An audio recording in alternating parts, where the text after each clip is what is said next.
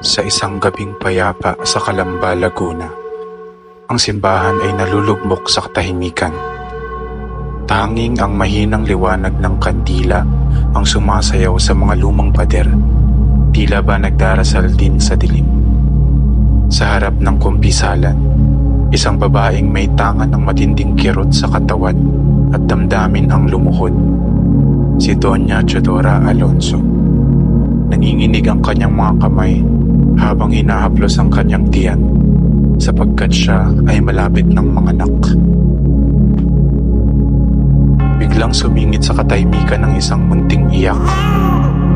Iyak na tila nagmumula sa kawalan.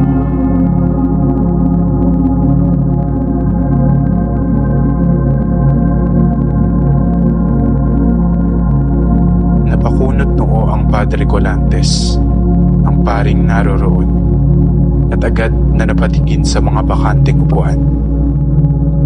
Tila may narinig din si Teodora at kinilabutan.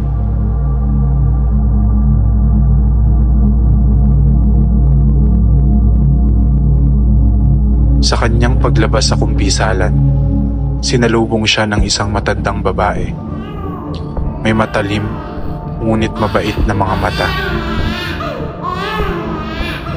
Tinatawag ka na ng iyong anak bago pa man siya isilang. Isang matapang ng kaluluwa. Ngunit bakit napakalungkot ng kanyang iyak? Namutla si Doña Teodora. Ang mga salitang iyon ay tila palatandaan. Isang babala. Sa kalagitnaan ng hating gabi, sa loob ng kanilang tahanan, sumisigaw sa sakit si Doña Teodora habang siya'y nilalagnat sa panganganak. Si Don Francisco Mercado, ang kanyang asawa, ay hindi mapakali sa tabi ng kama. Ang hilot naman ay kalmado, bagamat halata ang pag-aalala sa mga mata nito.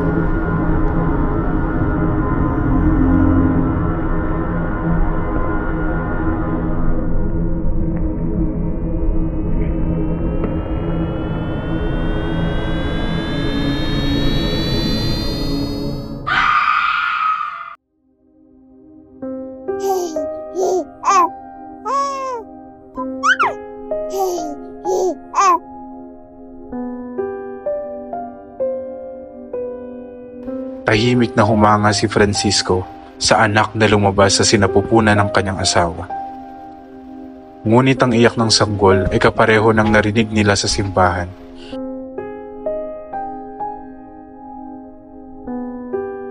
Napatingin si Teodora kay Francisco.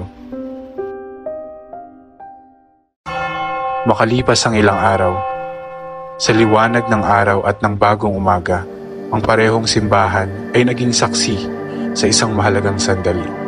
Isinagawa ang binyag ni Jose. Ang sanggol sa kanyang mga bisig ay ang magiging ilaw ng bayan.